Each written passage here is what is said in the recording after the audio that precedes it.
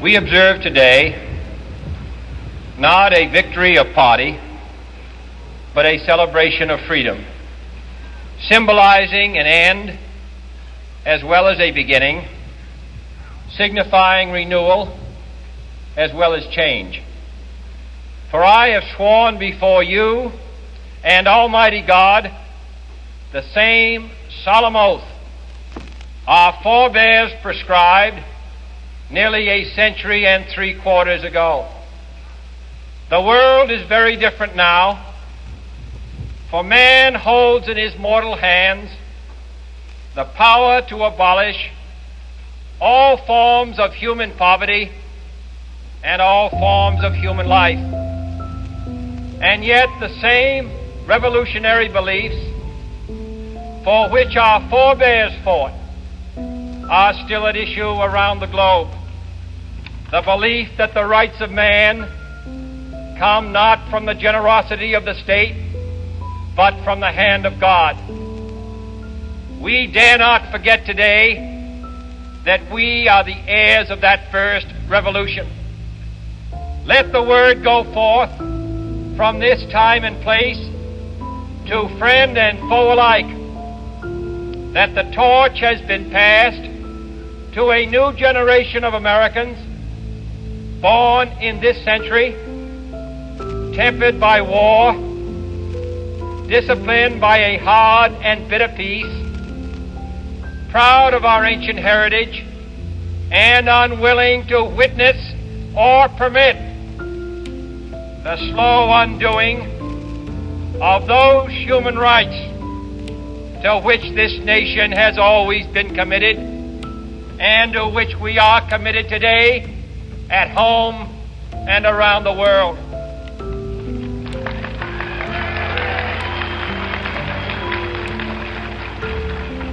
Let every nation know, whether it wishes us well or ill, that we shall pay any price, bear any burden, meet any hardship, support any friend, oppose any foe to assure the survival and the success of liberty.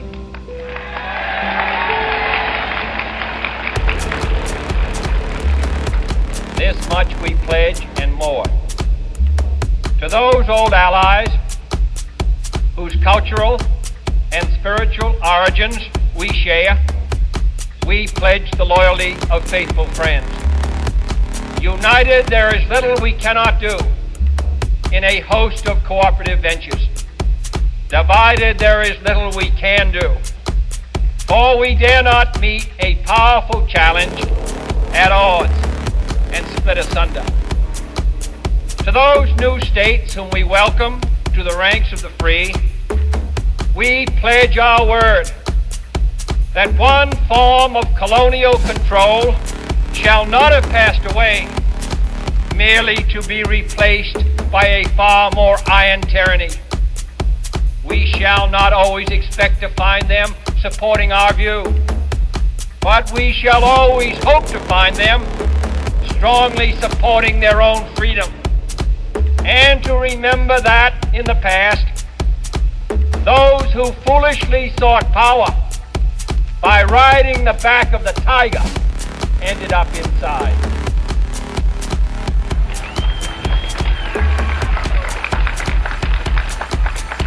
To those people in the huts and villages of half the globe struggling to break the bonds of mass misery, we pledge our best efforts to help them help themselves for whatever period is required, not because the communists may be doing it, not because we seek their votes, but because it is right. If a free society cannot help the many who are poor, it cannot save the few who are rich.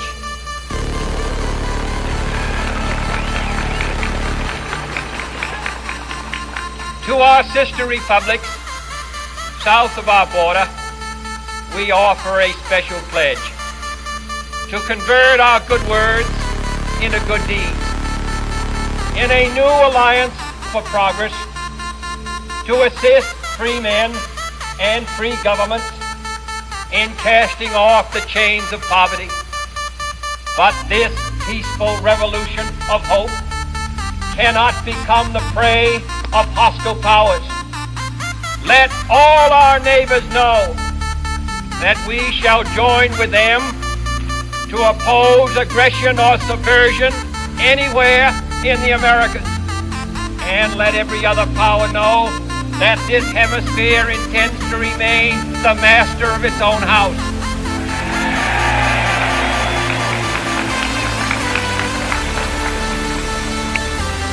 To that World Assembly of Sovereign States, the United Nations, our last best hope, in an age where the instruments of war have far outpaced the instruments of peace, we renew our pledge of support to prevent it from becoming merely a forum for invective, to strengthen its shield of the new and the weak, and to enlarge the area in which its writ may run. Finally, to those nations who would make themselves our adversary, we offer not a pledge, but a request that both sides begin anew the quest for peace. Before the dark powers of destruction, unleashed by science, engulf all humanity in planned or accidental self-destruction. We dare not tempt them with weakness, for only when our arms are sufficient beyond doubt can we be certain beyond doubt that they will never be employed. But neither can two great and powerful groups of nations take comfort from our present course, both sides overburdened by the cost of modern weapons, both rightly alarmed by the steady spread of the deadly atom, yet both racing to alter that uncertain balance of terror that stays the hand of mankind's final war. So let us begin anew, remembering on both sides that civility is not a sign of weakness, and sincerity is always subject to proof. Let us never negotiate out of fear, but let us never fear to negotiate.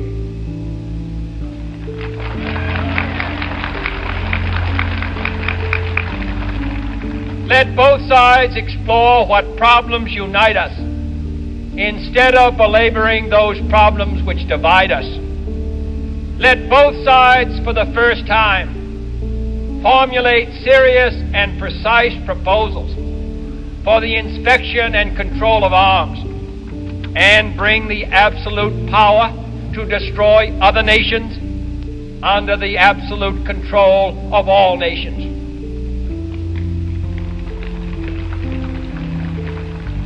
Let both sides seek to invoke the wonders of science instead of its terrors. Together, let us explore the stars, conquer the deserts, eradicate disease, tap the ocean depths, and encourage the arts and commerce. Let both sides unite to heed in all corners of the earth the command of Isaiah to undo the heavy burdens and let the oppressed go free. And if a beachhead of cooperation may push back the jungle of suspicion, let both sides join in creating a new endeavor, not a new balance of power, but a new world of law, where the strong are just and the weak secure, and the peace preserved. All this will not be finished in the first 100 days, nor will it be finished in the first 1,000 days, nor in the life of this administration, nor even perhaps in our lifetime on this planet. But let us begin.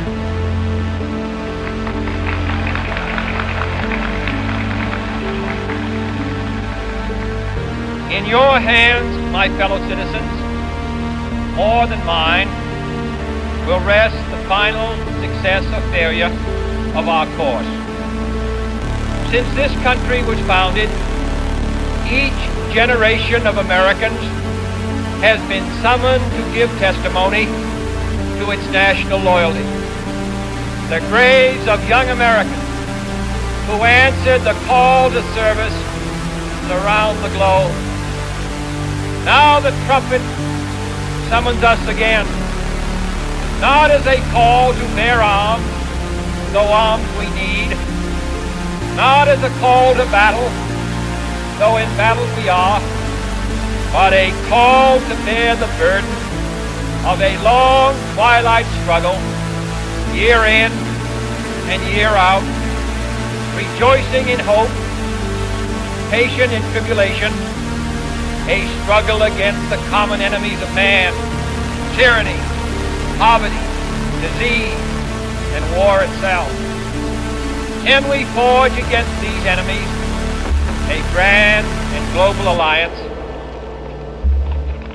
north and south, east and west, that can assure a more fruitful life for all mankind? Will you join in that historic effort?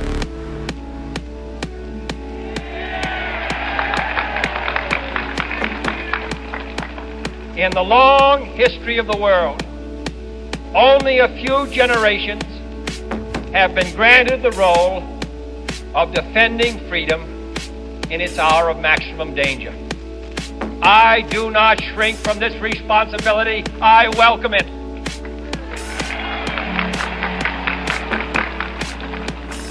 I do not believe that any of us would exchange places with any other people or any other generation. The energy, the faith, the devotion which we bring to this endeavor will light our country and all who serve it.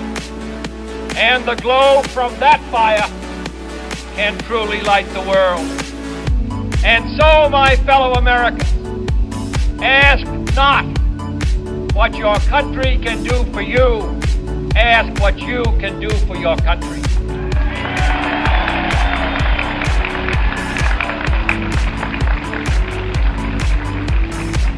My fellow citizens of the world, ask not what America will do for you, but what together we can do for the freedom of man.